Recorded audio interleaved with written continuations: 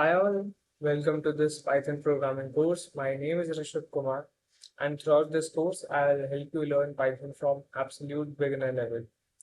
Even if you have never written a single line of code before this, don't worry, we will start from very basic and gradually move toward writing real programs. We will raise the bar like anything. Before we begin, I want to tell you one thing that programming is not about memorizing the syntax. It's something like any beginners think that they need to remember hundreds of commands, but that's completely wrong. I personally believe that programming is actually about solving issues, problems. Python is simply a tool. Like in this course, we will be focusing on Python, and Python is one of the programming language. So Python is simply a tool that helps us solve those problems. Throughout this course, don't hesitate to make mistakes. Every programmer, even experienced developers at companies like Google, Microsoft, Amazon, even they make mistakes every single day. So the difference is that they know how to find and fix those mistakes. So let's keep an open mind, enjoy the learning process, and start our Python journey together. Let's move forward to the slide to know about me. So, as I told you before, my name is Rishabh Kumar. The very first thing I would like to greet you and welcome to the course, as I did before. Before we dive into the Python, I believe that it's only fair that I introduce myself so you know who will be teaching you throughout this course. So, as I told, my name is Rishabh Kumar, and I'm currently pursuing a Bachelor's of Technology in Computer Science and Engineering. I have always been fascinated by computers and programming. Like many beginners, it all started without knowing anything about coding. But the very first time I opened Python, to I was confused by even a simple line like print hello world. Why it is like this? Why only this works? There were multiple questions going throughout my mind. So even I know how does a beginner or a fresher think about certain things. So if any of you feel programming looks difficult right now, trust me, I completely understand that feeling. Over time, I practice consistently and gradually improve my understanding of programming. That's what I believe. And for some trust you want in me, I have earned the HackerRank Python Basic certification, which validates my understanding of Python fundamentals. I also completed the Infosys Springboard Programming Fundamental using Python course, where I have learned many practical programming concepts. Apart from certification, I strongly believe that the best way to learn programming is by solving the problems. That's why I regularly practice on like coding platforms like LeetCode, Hacker, and HackerEarth. So far, I have solved like more than 150 Python programming problems. Like every problem taught me something, or we can say every problem taught me a different way of thinking and helped me improve my logical reasoning. One thing I want all of you to remember is that nobody becomes a programmer overnight. It's a gradual process, it takes time. So, programming is a skill, just like learning to ride a bicycle or learning to play cricket. So, initially, you will make mistakes, you will fall, of course. Your code won't work sometimes. Sometimes you will spend hours trying to fix a tiny mistake. That will be very childish whenever you will find it. So, that's completely normal. And in fact, making mistake is one of the best way to learn programming. Throughout this course, I won't just teach you Python syntax, I'll also teach you how programmers think and while solving problems, how you can fix your own issues. So don't hesitate to ask, don't be afraid of errors, and don't compare your progress with anyone else. We all learn at our own pace. By end of this course, you'll be able to read Python code confidently. It's one of the really important thing that you should be able to read the code. You can then write your own programs, and most important thing, you will be able to think like a programmer.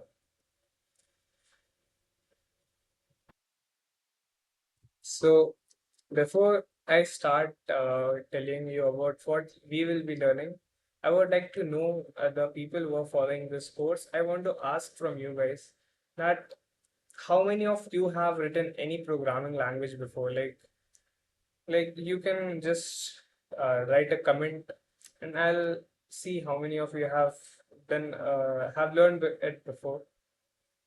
And yeah, that's it.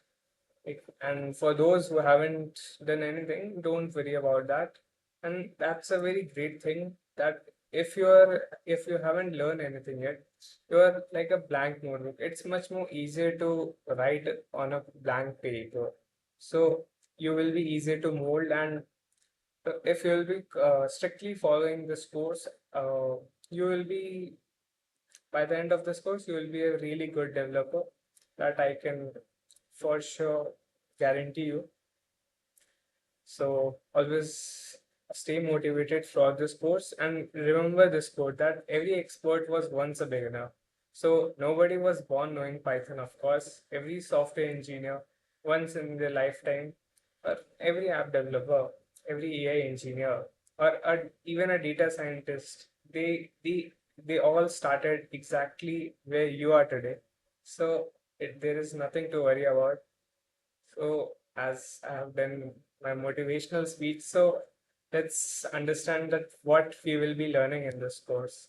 So, before we start writing the code, I want to give you a roadmap of our journey. Here you can see on the slide the numbers starting from 1 to 9. So, what does they mean? What do they uh, tell you? So, imagine you are going on a long road trip. You won't just start driving without knowing the destination or the stops along the way. So the programming is exactly the same. It's much easier to uh, to start the journey when you know the roadmap. So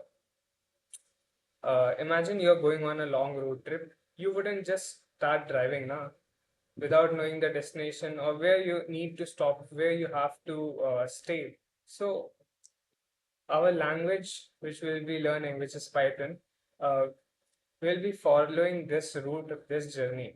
Today, you are beginning your journey in the world of Python, and this slide shows everything we will cover together. So, let's go through each and every topic one by one. As here you can see, the very first is Python basics.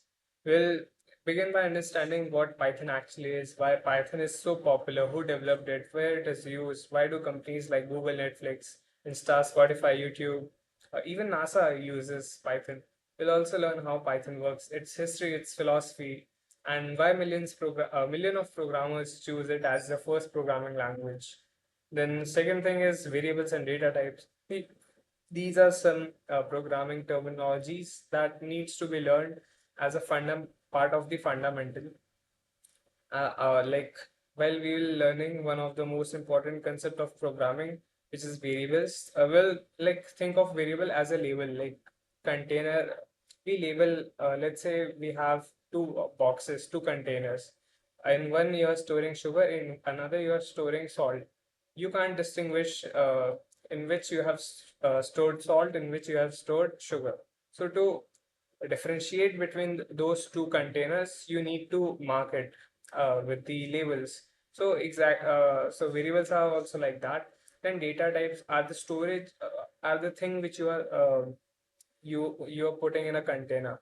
So like an integer, a string, then boolean. There are multiple data types which we'll be learning further in the course. We'll also learn about different data types like integer, floating point numbers, uh, etc. So understanding variable is like learning the alphabets before like writing a sentence. We need to, these are the building blocks basically. Then the operators, once we will know how to like store data, we'll learn how to perform certain operations on it. We'll study arithmetic operators like addition, subtraction, multiplication, division, floor division, and many other things which will be covered in the upcoming lectures. Uh, then we'll also explore like comparison operators like logical operators, assignment operators, membership operators, and identity operators, bitwise operators. Bitwise operators are the operators which are used to manipulate bits. So I'll teach you everything from the very scratch. And by the end of this section, like whenever we'll be covering this operator section, you'll know how Python perform calculation and make comparison and multiple things. Moving forward, the conditional statements, like Imagine that you're creating a program that check whether someone has passed an exam. You want you want to check, let's suppose we take a threshold of 40. If the marks are greater than 40 or equal to 40, display pass, else display not pass or fail. So how does the computer make the decision? Like, how does the computer know that this is true, this is false? So there are certain statements like if statement, elif, then else. There is if, elif, else blocks which we create in the Python programming language to play with the conditional statements.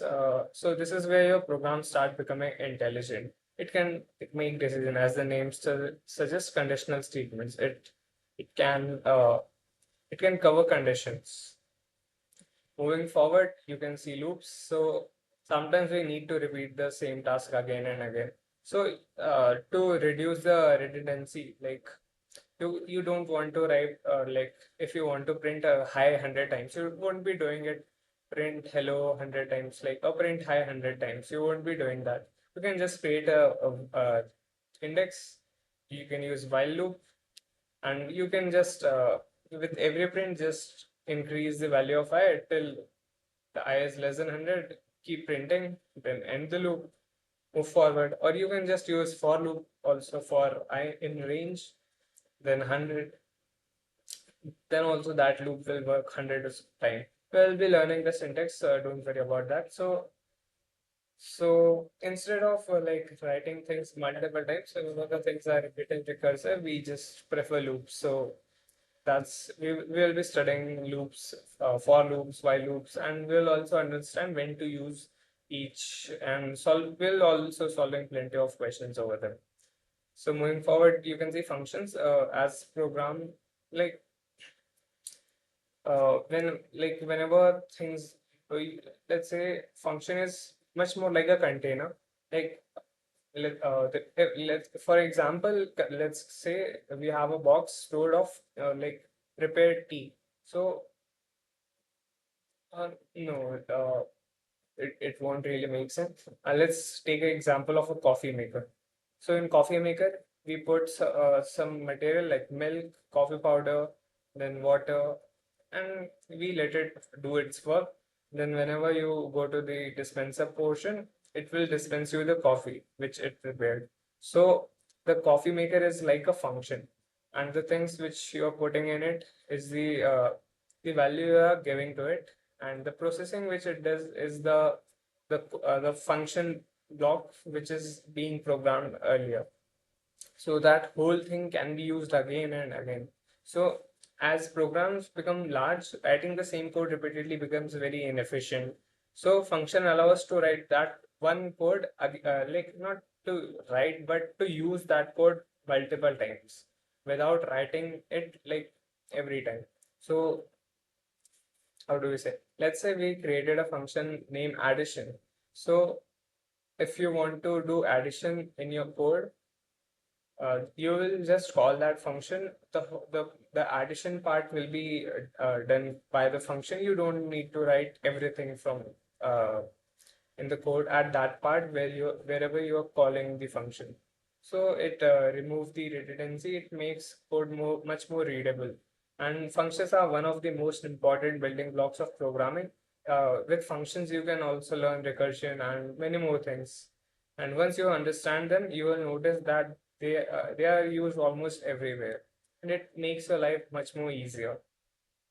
So then moving forward, you can see strings and list. So these are data types which I'll be teaching you, that programs don't just work with numbers. There are multiple other things like text, name, address, collection information, then API strings, and many more things.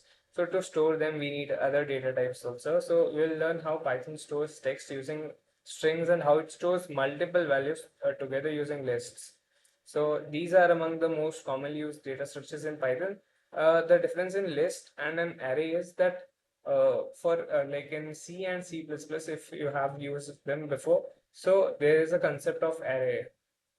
They'll whenever we declare an array, there are consecutive memory blocks allocated for it, and you can store only similar type of data type within it.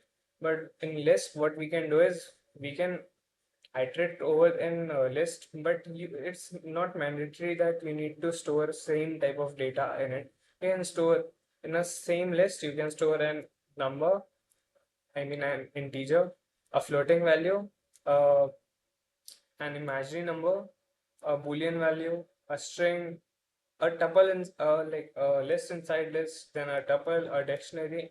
You can store different type of values within it, or yes, values you can say.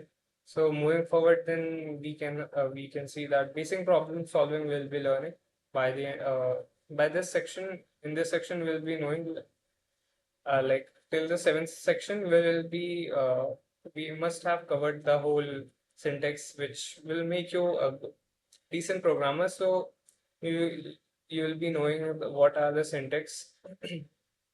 So, like, see, knowing syntax alone doesn't make someone a programmer. So, programming is like really about solving problems, like how you approach problems. So, we'll take small problems, break them down step by step, and learn how to think it logically. So, before writing code, we will break the problem statement into chunks, and we'll then conquer the question.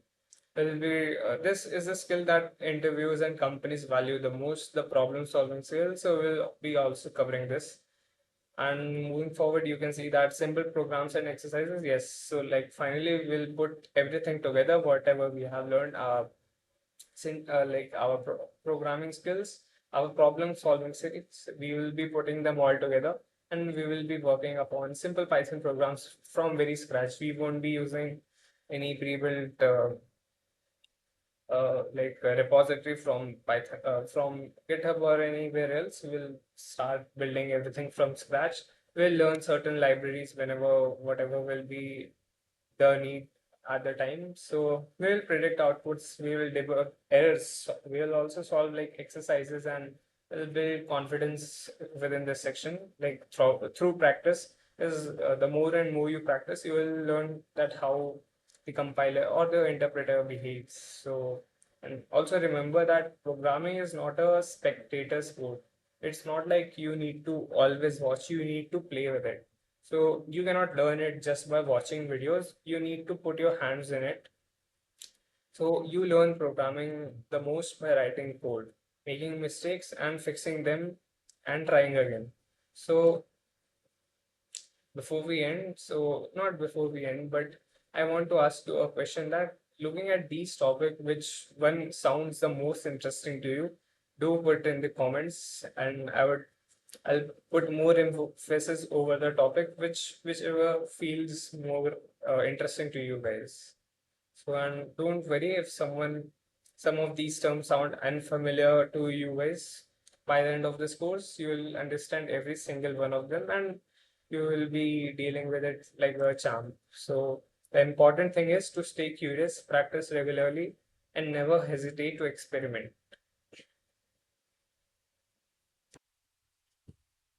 Okay, so like before we move ahead, I would like to show you the different ways you can stay connected with me. Like learning Python doesn't end when today's class is over. In fact, today's session is just the beginning. Programming in like it's just the beginning. Programming is a practical skill, and you'll naturally will have multiple questions while practicing on your own. So if you have any queries and you want to ask it from me, you want that I should solve your queries or issues, um, uh, or if you ever like feel stuck while writing any program, so don't let that thing discourage you. Every programmer gets stuck, even professionals with years of experience. Whenever you open like platform like Stack Overflow also, you will see that there are multiple things getting posted there. So every programmer gets stuck at some point. So don't let that thing discourage you. You can ask your question and keep learning. So here are the platforms when and where you can reach me or follow my work.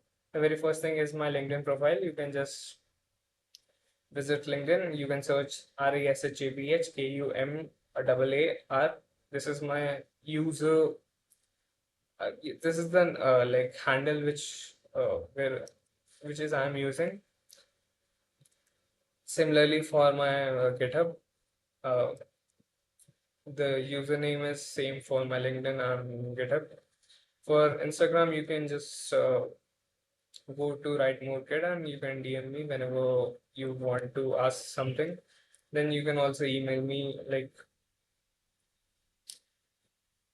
and whenever you are emailing me, try to like explain what you are trying to do and what code you wrote and what error you received.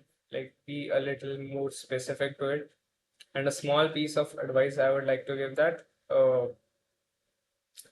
throughout this programming journey, don't become a passive learner. Many students watch videos every day, but like they never actually write code. So programming cannot be learned by just watching alone. So imagine trying to learn swimming by watching YouTube videos.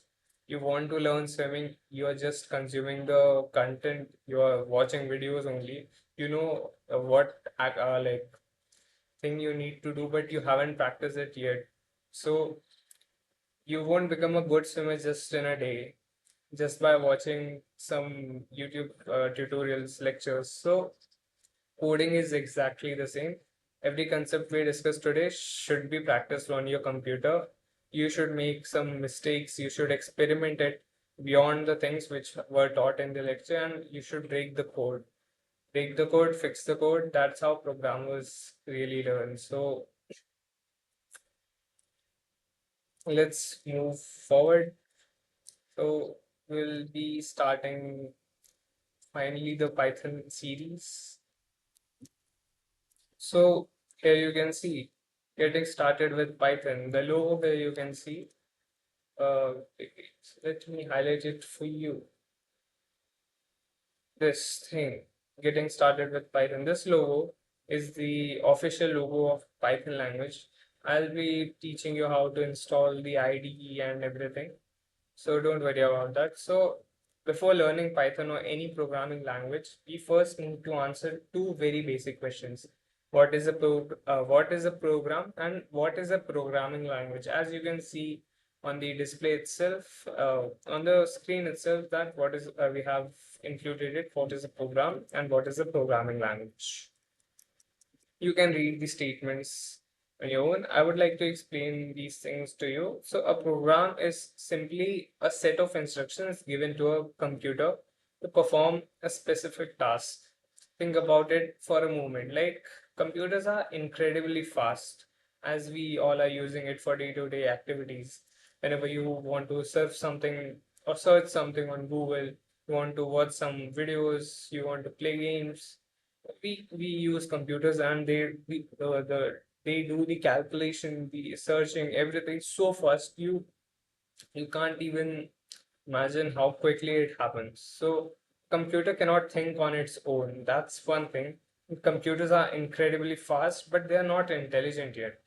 So it only follow instructions which you give, which I give. So if you don't tell it what to do, it will do anything, or it will do absolutely nothing. Of course, it will do absolutely nothing because you haven't instructed it yet. So every application we use, whether it's WhatsApp, Instagram, YouTube, Chrome, Microsoft Word, PowerPoint, even a calculator, it is made up of thousands or even millions of instructions. So those instructions together are called a program. And by the term calculator, I mean an actual calculator which can handle all those parentheses, addition, subtraction, multiplication, and ampersand, all those things. So if we want to understand it, we can understand it with an analogy of like how we make tea. So let's understand this with this very simple example. Like, imagine your mother asked you to make a cup of tea for her. So what steps would you follow? You will probably say that I'll take a pan, pour some water in it, I'll boil it, I'll heat the water. Then, after it has been boiled, I'll add some tea leaves, I'll let it steam, I'll let it boil. Then, I'll add some sugar, I'll add some milk, then I'll boil it more.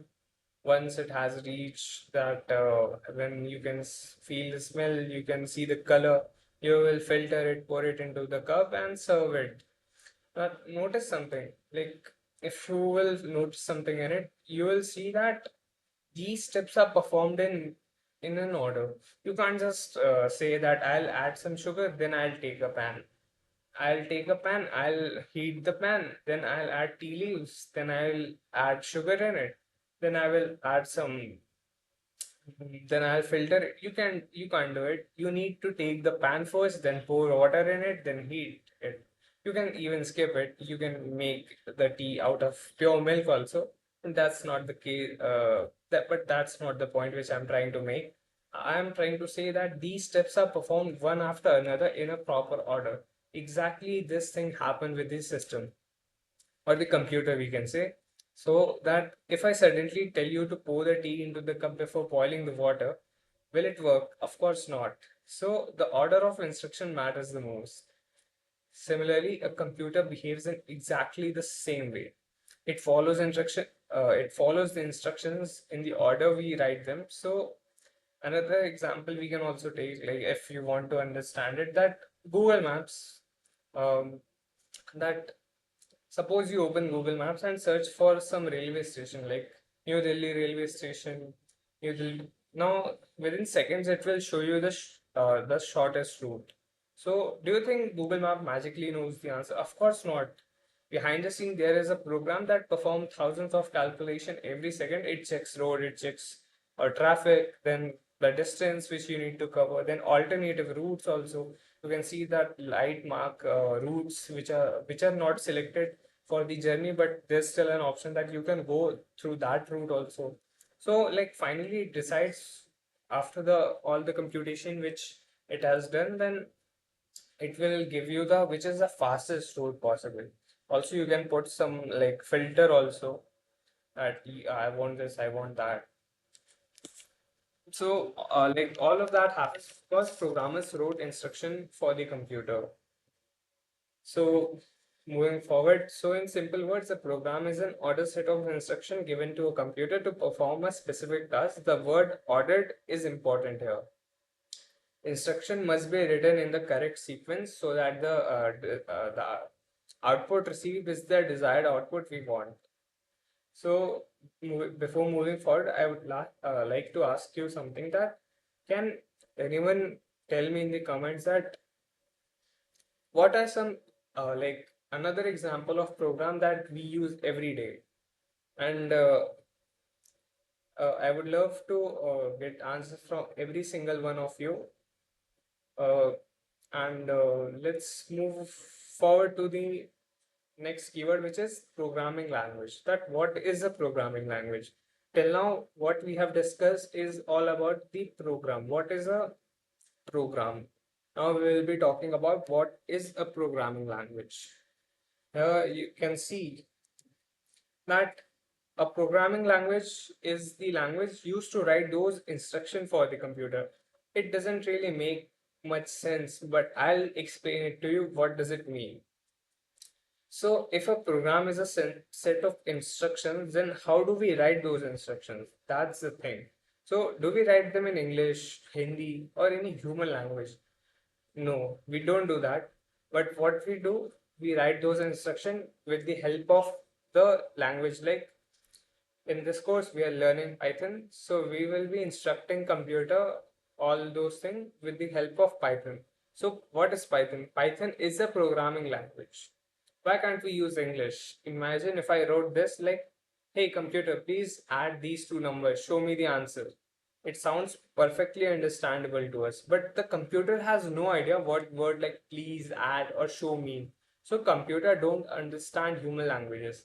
You might be saying that so we can just do it like search it in the AI engines and they'll be giving the absolute correct answer. Yes, that's one thing because they have programmed because the engineers have programmed the AI like that it can understand it with the help of the matrix and calculation. It computes the words. Even if you will do the typos, it can still understand what you were trying to say. That's one different thing. But for now, computers don't understand human languages. they only understand like binaries. They basically understand binaries, so which consists of zeros and ones. Binary is a type of language which is only consists which only consists of zeros and ones. So like writing everything directly in binary would be extremely difficult. Just imagine if you want to write hey, hello, with the help of ASCII code converted into binary, you will be writing so many 0 1 0 1. So that's humanly a bit impossible to do, but it can be done, but it's not really feasible to write things in binary, of course. So to make things easier for us, uh, we humans, what we did, we created a thing called programming language as a translator or mediator between the hardware and the humans. So, what does these programming languages actually do is that programming language, it instructs the computer, because the computer can understand a programming language. So what the programming language translate what we are trying to say. It gives us it then tells the assembly tells to the hardware that we want to compute this. It gives back the response with the help of we can do this with the help of language like Python, C++, JavaScript, Java. The all these language allow us to like write instruction in a way that is easy for humans to understand, and then a compiler or a interpreter convert those instructions to like machine language so that the computer can execute them. So how can we relate this to our real lives? Imagine you want to travel to Japan, and you only know English. So the shopkeeper only know Japanese. So how will both of you communicate? You'll probably need a translator. You can use Google Translate, of course. So how will both of you communicate? You will use a translator. You will translate it to Japanese. You will make it listen to the shopkeeper. Shopkeeper will speak to the translator. You will translate it. You will see it. By that thing, you can communicate with each other. So, programming language is doing the work of a translator between the hardware and humans. So, a very simple example for our very first Python instruction is hello world. We will try to print hello world on our screen. So, I will demonstrate this to you how we can do this. So,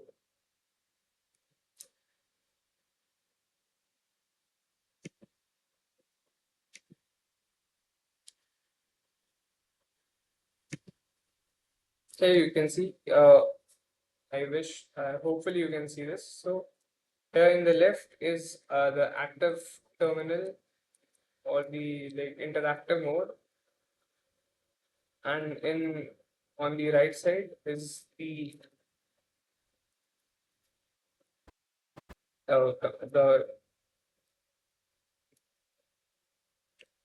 on the left is the interactive mode, and in the right is the compiler where you can just write the whole code, and it you can execute it all at once. This code won't get saved. This keeps getting saved. So we'll be printing hello world in the compiler in Python today. So the syntax is like this. So you'll be using print function, then you'll do this. And if I'll run this, it is asking me to save it. I'll save it, and here you can see hello world printed. You can do this directly also.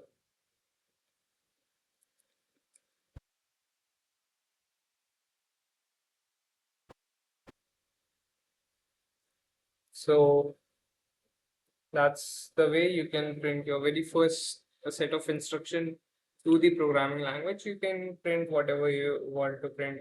You can print numbers directly also, like 1 2 3 4 5. If you do this, it these number will get printed. If you want to print I and then I then a name, Irish. So what it will do, it will print high, then a white space will come, and a reshuffle will come, and if you put some numbers 0, 1, 2, 3, 4, 5, 6, and 8, 9. So you can see that syntax error leading zeros and decimal integer are not permitted. That's one of the error because it's used for like octal integers. So yeah, I made that mistake, and see, making mistakes make you realize, oh, I did something. I think we can use 0x. Oh wait, there was a certain way to do this. But anyways, we'll learn about it in the upcoming lectures. So see here, with every comma, with every separate comma between two values, you can see a white space getting inserted. That's the way. If you want to print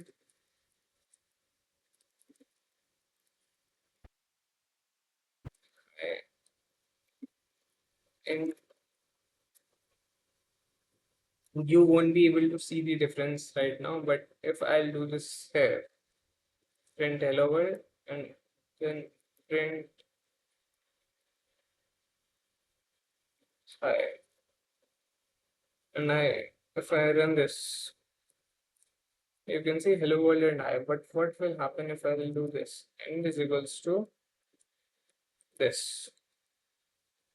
If I'll run this, you can see the new line, the second instruction isn't being printed on the another line, but it is being printed from the very same line where hello world was printed. If you will use print by default, the value for end is the new line character. So if I'll run this, see, you can see the same thing is happening. If you want to exit it, you can just do this, but I'll be using it for a while. So I'll be using it to teach you, so I won't be closing it. Let's move back to the PPT.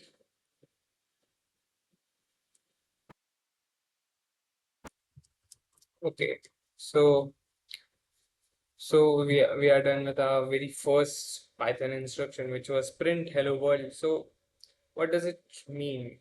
So this thing tells us that Python, this not tell us, but it tells Python to display the word hello world on the screen. We can understand the statement easily, but the computer cannot. So Python translates it into machine language and it instructs the computer to execute it.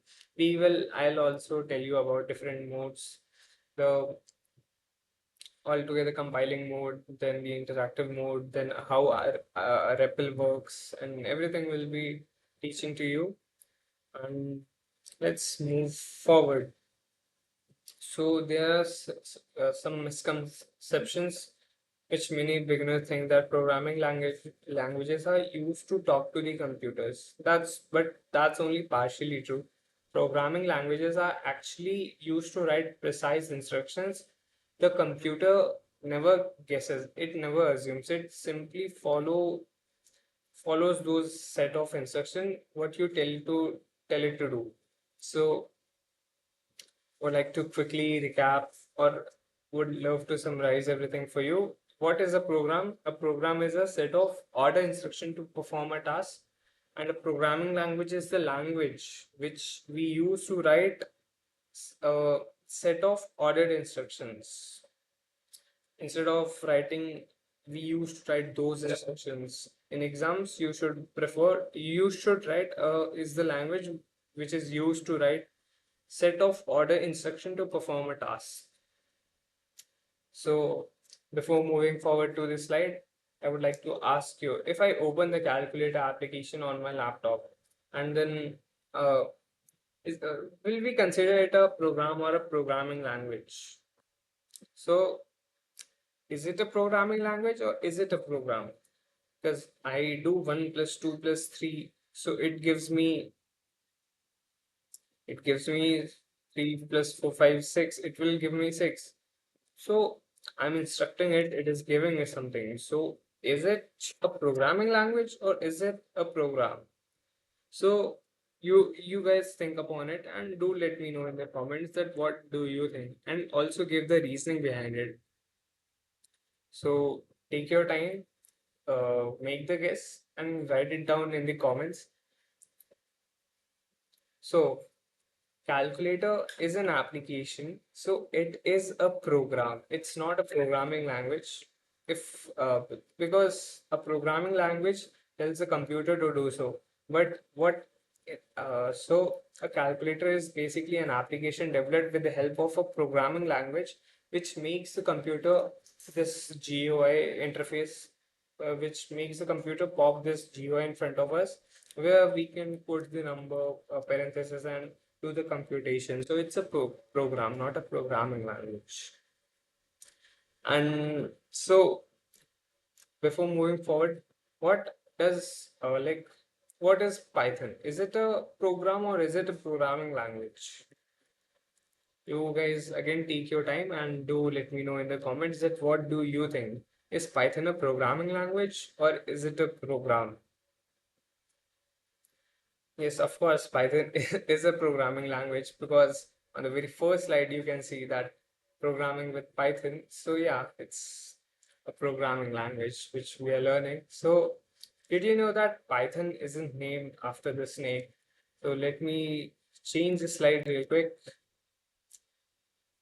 So Python isn't named after the snake. So Python was named after the British comedy show Monty Python's Flying Circus.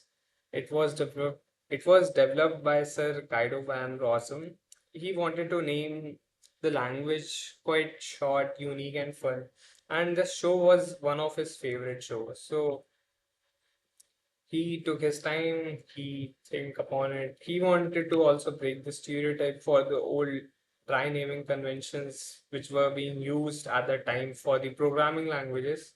So he he chose to play rebellious against the pretentious try naming convention at the era of those programming languages.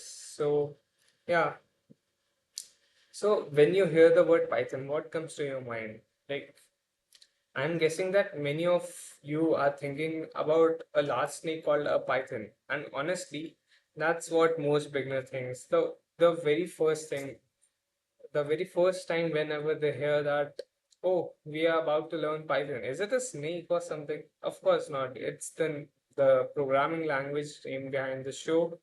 And Python, the programming language, has absolutely nothing to do with the snakes.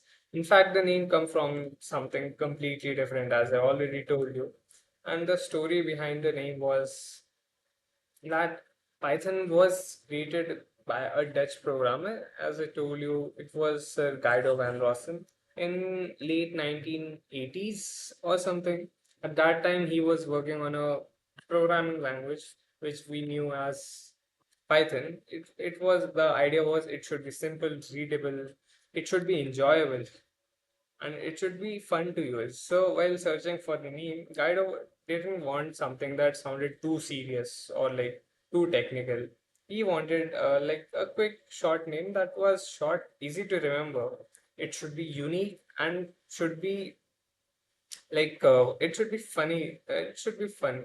So around that time, Guido was a huge fan of a British comedy television show, uh, as you can see, called Monty Python's Flying Circus. You can also see this the shows like the wallpaper or the whatever we call it. So you can see it on the bottom right. And around that time, Guido was a huge fan of the show. So it was a comedy show famous for its funny sketches, unusual humor, and creative ideas. So, since Guido enjoyed the show so much, he borrowed the word Python from its name.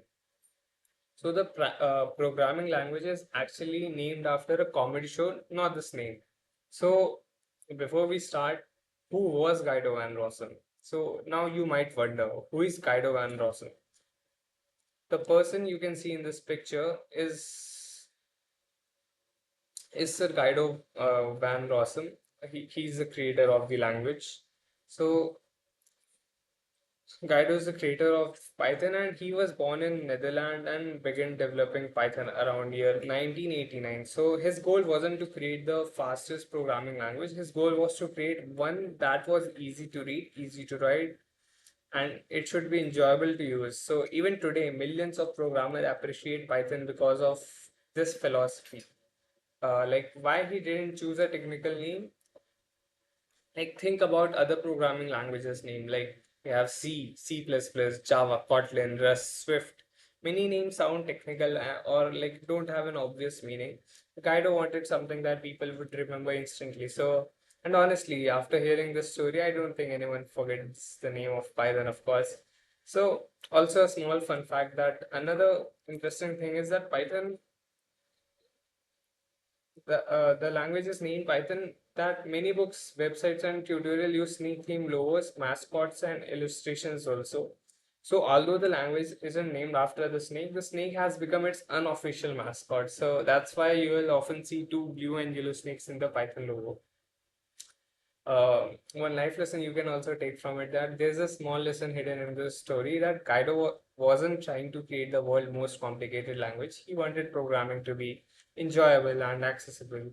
So sometimes people think that difficult things are automatically better, but Python teaches us the opposite. That simple is often better than complicated. You can also see the Zen of Python. I'll show you that how you can see it, how you can use it.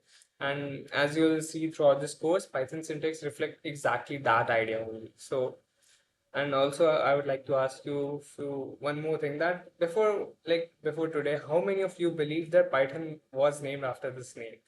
So don't worry, you were not alone. Even at some point, even we used to joke around that, hey, is it named after a snake or something? See, and there are multiple memes in the on the internet where, where you can see there is a snake in the cabinet, and the context says that installing Python.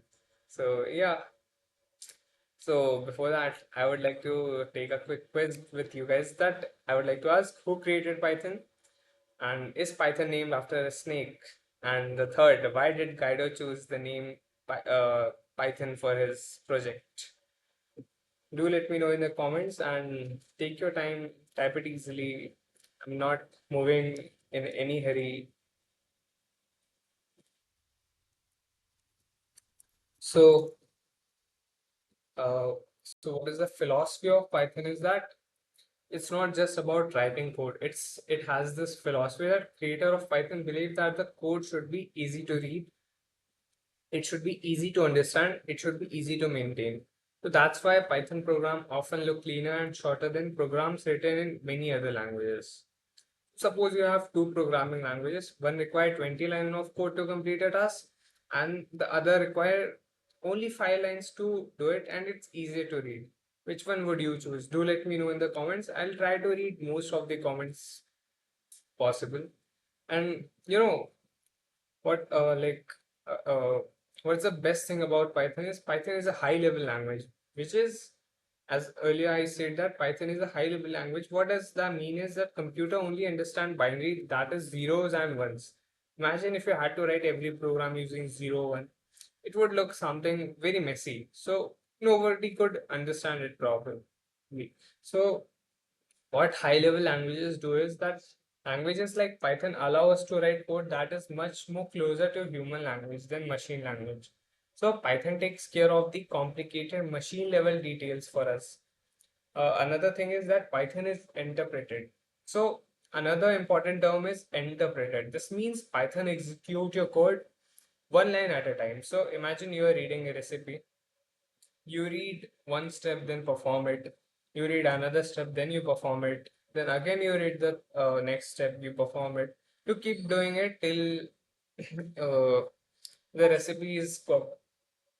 Similarly, Python operates. It reads one instruction, it executes it, then move to the next, then execute it. Likewise, it keep doing it till the end of the line, till the end of the program. This makes debugging much more easier. So, because if there is an error, Python usually tells you exactly which line caused the problem. I will also demonstrate this to you. If I'll open the IDE, so here you can see print hi. Instead of using a comment, I'll just write hello and I'll save it. And I'll see it is telling me trace back most recent call last file deep. This is the space where other directory location where it's being stored. So line 3 in module is something called hello written. I'll just comment it out.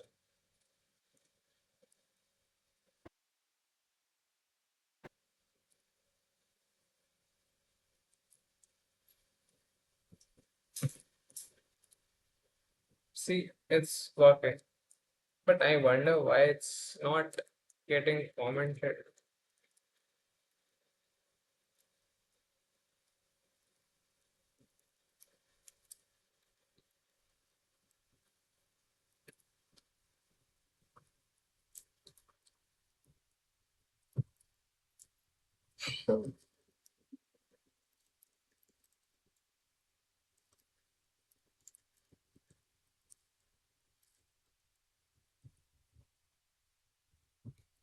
Okay, let's leave it.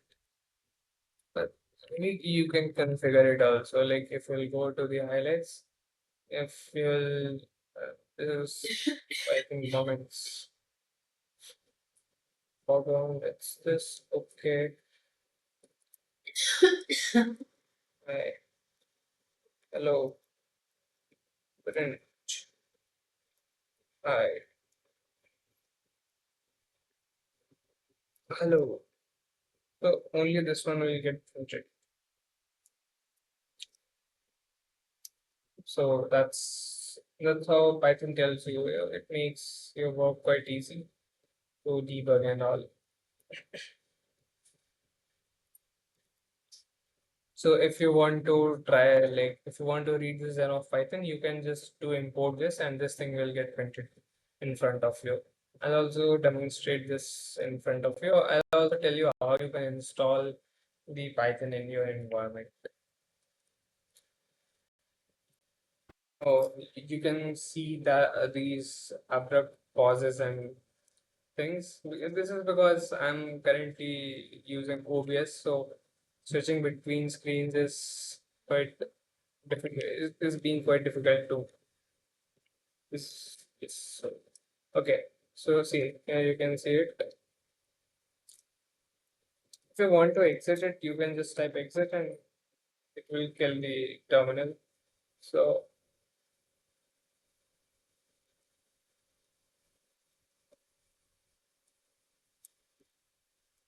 okay. So if you will do this, import this, you'll save it, you'll run it. You can okay, let me fix it. You can save it. I did this thing came. You can do it in the interpreter directly also in the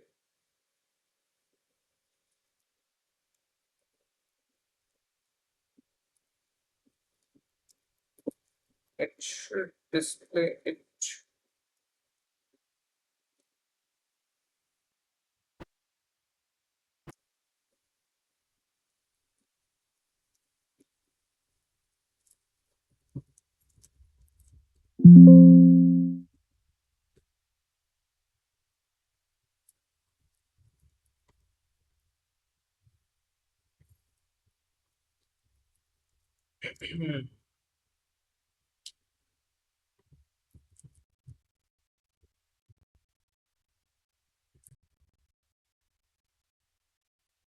That's an unusual behavior. I will search about it on Stack Overflow and will do let you know.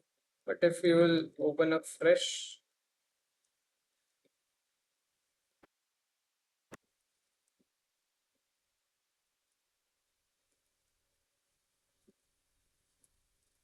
see, I have opened a fresh IDE right now.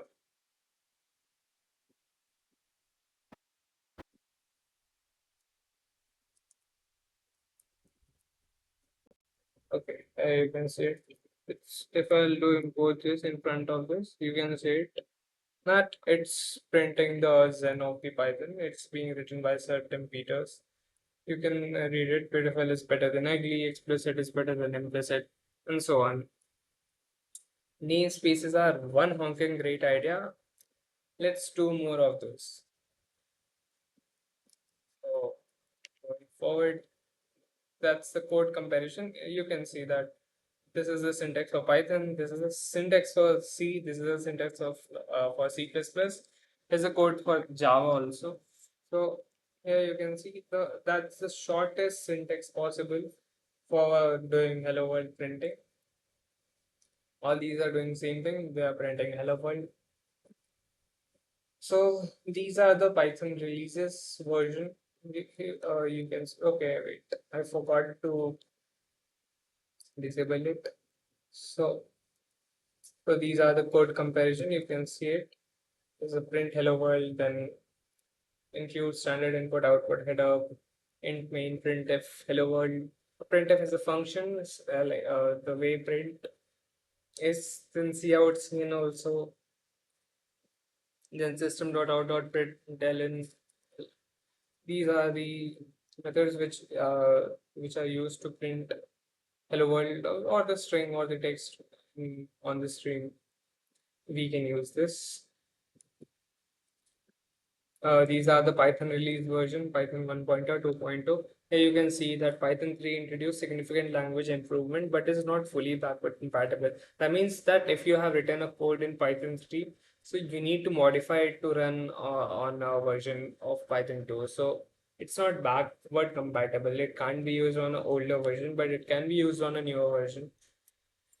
Right now, I'm using Python 3.13, so 3.1, 3.4, or something like that. Yeah, I'll show you. So these are the features as I already told you.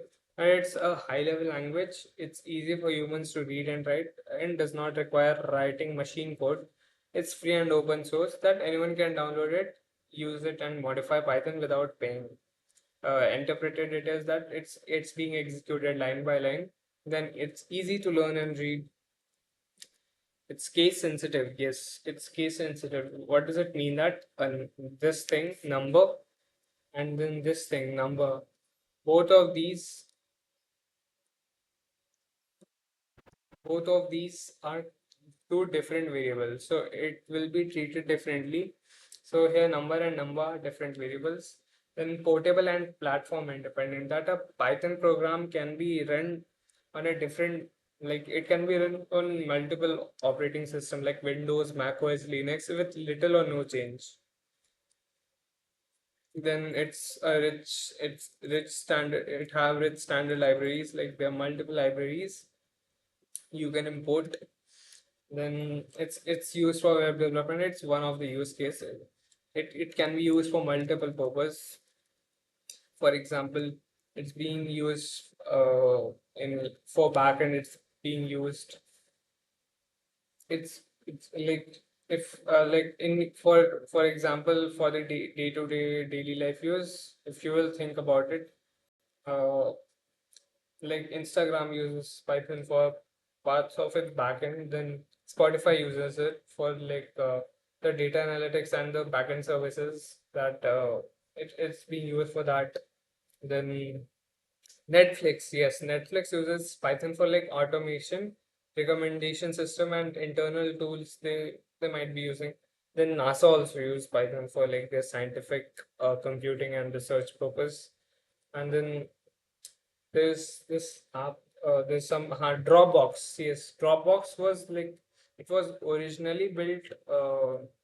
It was yes, it was built using Python only. Then so when we learn Python, we are learning a language trusted by some of the biggest organization in the world. So yes, then it uses indentation. Then yes, that's it. So we will be covering only this much today. Here's the installation guide, how you can install Python on your system. This is a guide for Windows installation only. So you can use this to install or prepare your Windows system. Uh, Setting up Python on Windows. If you'll go to this link, which is python.org, or you can go here, then there will be a window. Okay, I'll demonstrate this.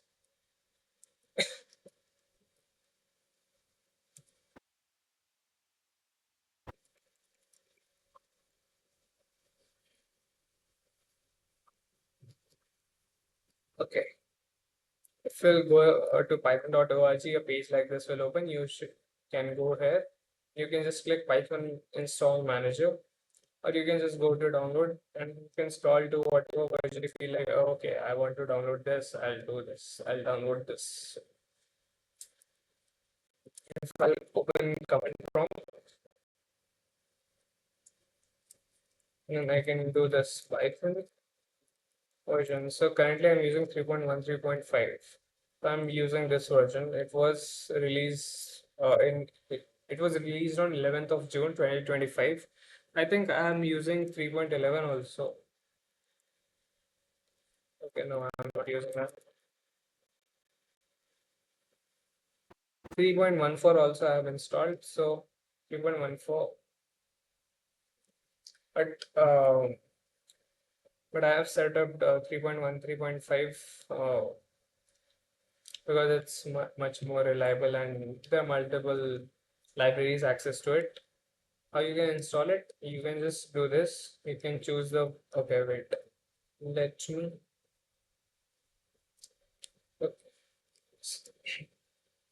choose the Python version to install. So as I told you, you go to like this link, python.org downloads. You will pick your version, whichever you want to download. Then a page like this will open whenever you start the installer. I would suggest you to check mark this both. So what will this do that when you can use Python directly from the command prompt? I'll demonstrate this that also to you. Yes. So here you can see if I type Python, so it will open the REPL mode of Python. So it's read, evaluate, then read, evaluate, print loop, read, evaluate, print loop. It is REPL. So like whatever we do, 1 plus 2 is 3, 0.1 plus 0.2 is 0.3004. There's a floating point error, which I'll tell you why this happens to you. I'll tell you in the upcoming lectures, don't worry about it. Then print hello world, then import this also, you can do this. You can do everything. Okay. Like it's now I get it. Like you can do import this once and it will get printed. So I don't know how they are managing, how they know that it's so whatsoever. Going back, how you can install it. You can use Python from your command prompt directly, easily. I'll suggest you to add python.exe to the path. Once you do install now, then you can see this setup progress. You need to just do this, a page like this will pop up in front of you. Now what changes you will see is that you can see an application called ideally installed in your system. So whenever you will open ideally, a page like this will open. So this is, you do control S, you can create a file, you can open the file explorer, or you can open files of Python. You copy,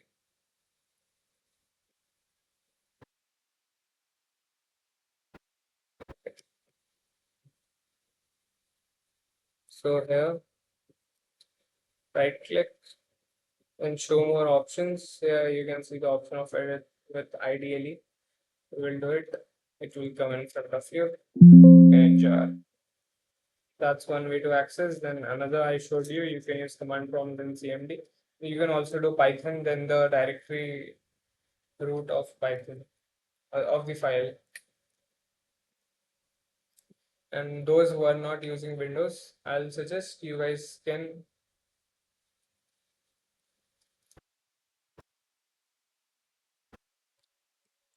So those who are not using Windows, you can follow this Geeks for Geeks guide to install in your Linux environment or in your Mac OS environment. For today, this much only.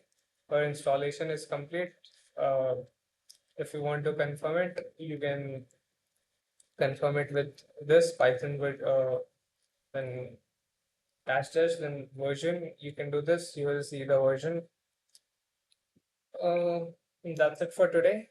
From the next lecture, we'll be covering the interactive mode, the script mode.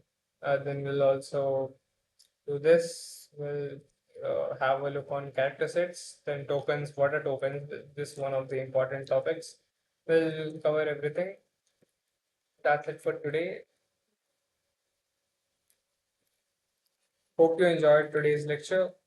We'll be meeting in the upcoming lecture with these upcoming topics. So please stay in touch and don't break your rhythm. Do please keep revising and do keep practicing.